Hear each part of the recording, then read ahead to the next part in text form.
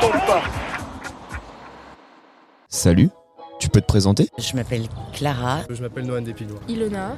Meryl. Marie, je suis retraitée. Max. Lorsque tu n'utilises plus un objet, qu'en fais-tu ? Je le porte à la déchetterie ou en fait je le porte à Notre-Dame des Sans-Abris. Notre-Dame des Sans-Abris, c'est des gens qui s'occupent des gens en très grande précarité sociale. J'essaye, dans la mesure du possible, quand c'est un objet vraiment de valeur, de le transmettre à quelqu'un d'autre, à des enfants, à des amis. Donc typiquement, j'ai donné des vélos, des vieux surfs.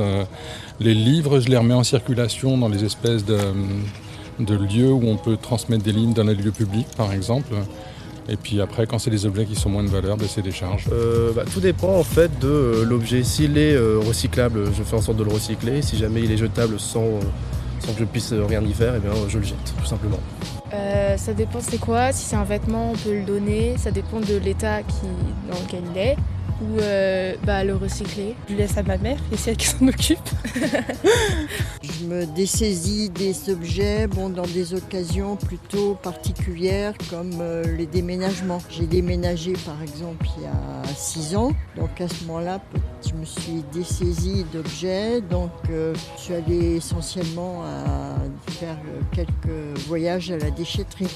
Mais après, je sais que si on peut plus le réparer, on peut le donner à des trucs où ils récupèrent certains matériaux qu'ils peuvent réutiliser.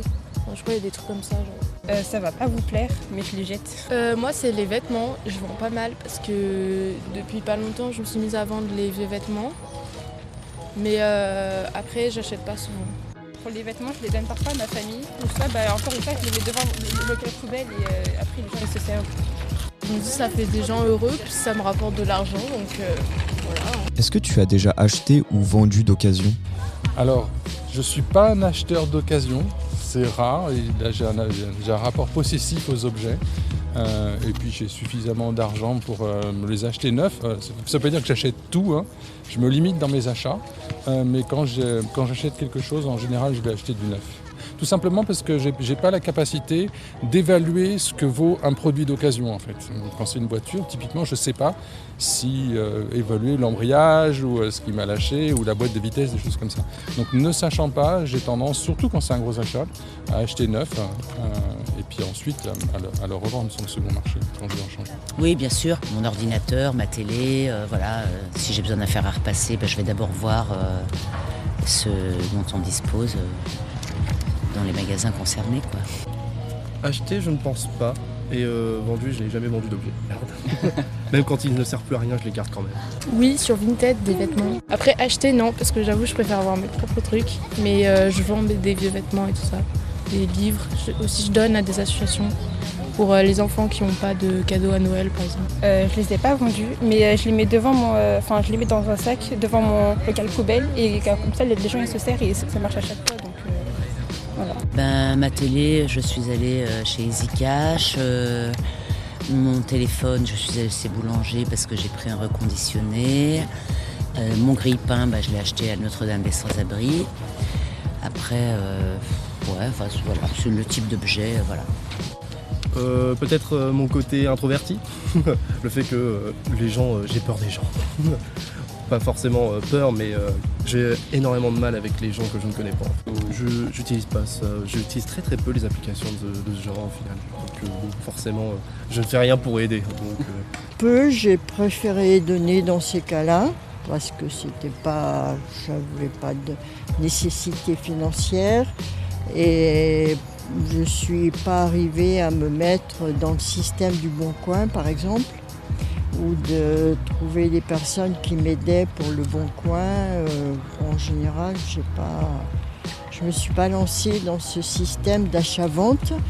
Et puis je vois qu'autour de moi, il y a des personnes qui utilisent ce système d'achat-vente, mais qui finalement, on a l'impression qu'elles consomment plus, quoi. C'est-à-dire qu'au lieu de s'acheter 2 jupes de la nouvelle saison, on s'en achète 5 ou 6 sur le Bon Coin. Et qu'est-ce qui vous a décidé à donner du coup ces objets plutôt que les mettre à la déchetterie ? Bon, c'est de la gentillesse, c'est de l'efficacité, c'est tout ce que vous voulez, quoi.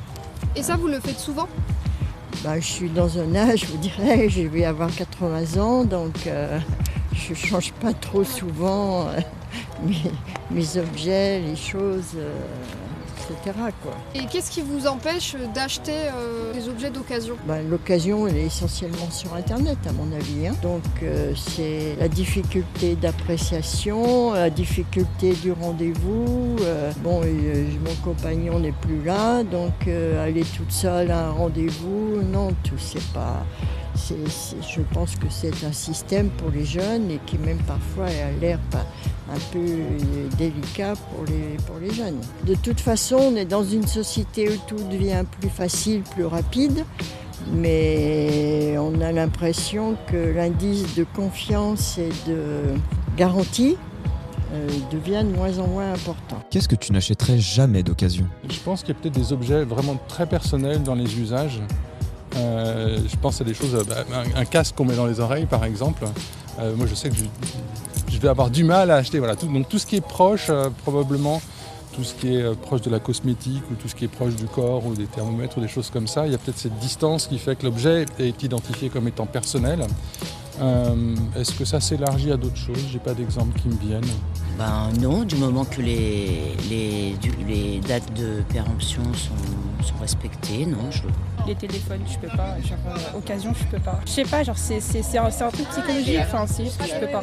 Moi, pareil, les vêtements, j'ai du mal à porter un vêtement qui a déjà été porté par quelqu'un. Si c'est quelqu'un de ma famille, tout ça, ça me dérange pas, mais C'est un inconnu, quoi. En fait, je devrais pas, mais ça me perturbe. En fait, je préfère avoir mes propres trucs. C'est comme les trucs que j'achète d'occasion, c'est des fois des livres, genre quand ils sont neufs. Mais il faut vraiment qu'ils soient neufs pour que je les achète, parce que je préfère toujours avoir mes propres trucs. Je ne suis pas attirée par l'occasion pour les vêtements, personnellement. Parce que je préfère porter mes vêtements, je ne suis pas attirée, j'ai pas besoin, disons, de faire d'économies. Si j'ai besoin de faire d'économies, je n'en ferai pas sur le domaine des vêtements. Alimentaire, pour moi, la question ne se pose pas. Je pense que ce qui est le plus intéressant, c'est ce qui est audiovisuel, appareils ménagers, meubles, jouets pour les enfants. Si j'ai eu acheté d'occasion dans les brocantes et des choses comme ça. Mais je ne suis pas une fanatique de brocante. J'aime bien aller dans la brocante dans mon quartier. J'ai la garantie d'être dans le 6e. C'est un peu favorisé, quoi. Les rapports en vêtements, c'est vrai que c'est un peu difficile. Par exemple, j'ai traversé la période où il y avait les vêtements de mes parents qui étaient décédés.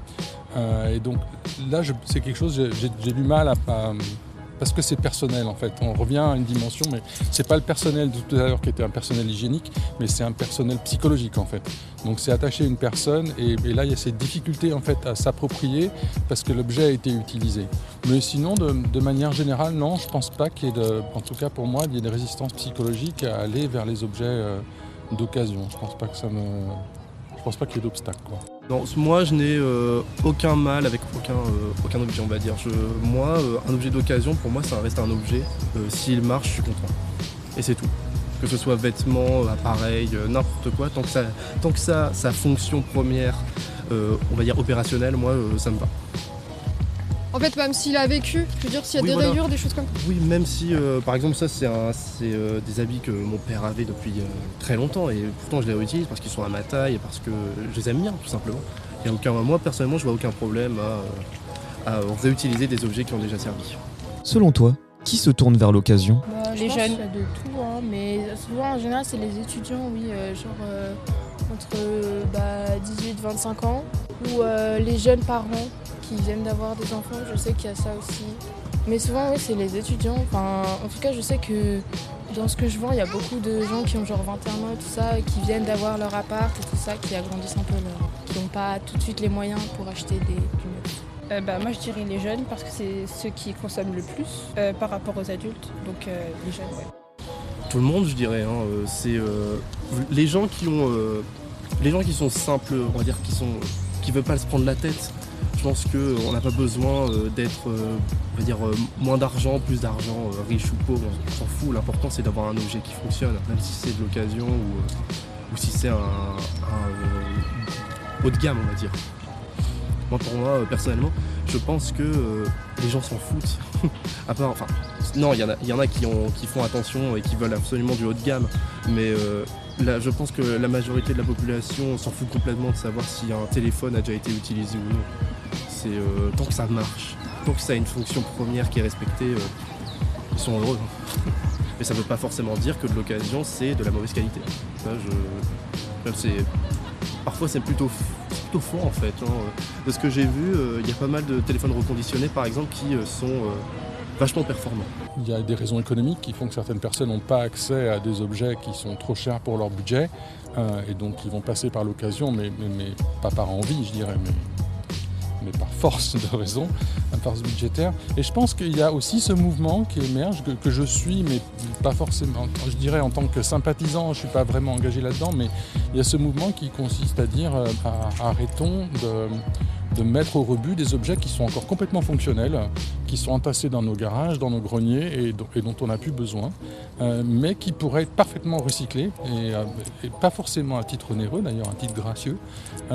Faisons circuler les objets en fait, jusqu'à ce qu'ils soient complètement usés, bouffés et éventuellement cannibalisés pour réparer d'autres objets. Donc cette idée qu'un objet a un cycle de vie beaucoup plus long que ce qu'on croyait avant, ça je pense que c'est une catégorie de consommateurs qui est en train d'émerger et pour lequel je suis sympathisant, mais j'aimerais que ça se développe en fait, j'ai cette volonté que ça se développe. Bon, il y a une question d'âge, ceux qui sont dans le cycle de l'occasion, c'est aussi des gens qui sont dans le bio et des choses comme ça je pense. Il y a sans doute un profil de vouloir freiner, disons, et la consommation et conserver la nature. Donc il me semble que c'est un peu plus simple. Faut-il encore que ça soit bien maîtrisable. Pour moi, ça peut être aussi la poudre de perlimpinpin. Mais bon, c'est problème pour tout. Tant qu'on n'a pas un certain niveau d'éducation, de critique, on ne maîtrise pas forcément les choses. Je sais pas, peut-être un peu les gens qui se posent des questions, qui réfléchissent. C'est vrai que maintenant que je suis à la retraite, j'ai l'occasion de réfléchir, alors que quand j'étais lancée dans ma vie professionnelle, je réfléchissais quand j'avais le temps, c'est-à-dire pas souvent. Et puis voilà, je pense qu'il y a des valeurs comme ça qu'il faut qu'on transmette. Et puis il ne faut pas qu'on vous laisse un monde, à la jeunesse, un monde qui croulent sous les objets qui n'ont aucune valeur, voire qui sont polluants. Que penses-tu de la réparabilité des objets aujourd'hui ? Souvent c'est vrai que ça a un coût de réparer, c'est-à-dire que pour les gros objets, genre des voitures et tout ça, il faudra faire appel à des gens qui vont réparer ou pour acheter des nouvelles pièces. Ou alors, les gens, je pense, ils ont facilement tendance à jeter parce qu'ils sont dans l'ignorance, dans le sens où ils savent pas que ça peut se réparer, que ça peut se racheter et tout ça. Moi, j'ai jeté plein d'objets et puis je me suis rendu compte, un an après, que je pouvais le réparer en fait. Moi, je dirais les frigos et les machines à laver. J'ai appris que ça polluait beaucoup et ce qui fait qu'on pouvait les réparer parce que j'ai appris qu'il y avait des trucs qui étaient exprès endommagés pour qu'ils rachètent et tout. Et ce qui fait que je me dis qu'on peut réparer des trucs et... oui, c'est comme les téléphones. Ouais. Ils font exprès. Quand on achète on achète le nouvel iPhone, mais dans 3 ans, il marchera plus parce qu'ils auront déjà l'iPhone je sais pas combien et c'est fait pour nous faire acheter en fait.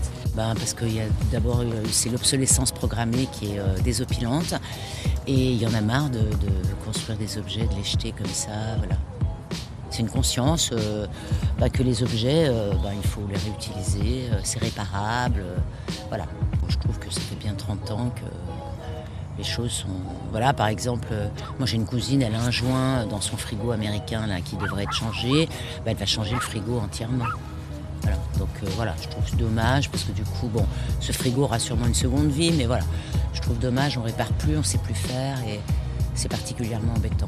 Peut-être aussi qu'elle pense que c'est l'occasion de le changer parce qu'on dit toujours que quelque chose qui a 5 ans, il faut commencer à le changer, comme si on ne pouvait pas le réparer, le mener jusqu'au bout. Voilà. Je pense que c'est plutôt compliqué quand même de réparer. Ça dépend après le niveau de dommage qu'a reçu un objet forcément, mais je pense que plus l'objet est complexe, comme un téléphone, au plus c'est complexe, au plus c'est difficile de le réparer. Donc forcément, mais après, si c'est des vêtements en laine ou ce genre de choses, forcément c'est plus simple à réparer. Les objets on peut en général pas les ouvrir. Ce qui n'était pas le cas, à mon avis, il y a 20 ou 30 ans. Je me rappelle avoir ouvert des objets regarder un peu comment ça se passe et on peut parfois intervenir. Maintenant, on ne peut absolument pas ouvrir. Il y a aussi le fait que quand vous achetez un objet, vous n'avez en général pas directement dans la boîte des modes d'emploi et des descriptifs de l'objet. Il faut aller sur Internet avec trier dans 15 langues votre mode d'emploi. Donc tout ça, c'est pas ce qui facilite la réparation, même à mon avis par des personnes compétentes. Hein. Donc il y a toujours la contradiction entre la rentabilité, la vente d'un côté et la durabilité de l'autre. Hein. Donc ça ne peut être que du long terme et des mesures un peu draconiennes auprès des industriels pour changer la donne.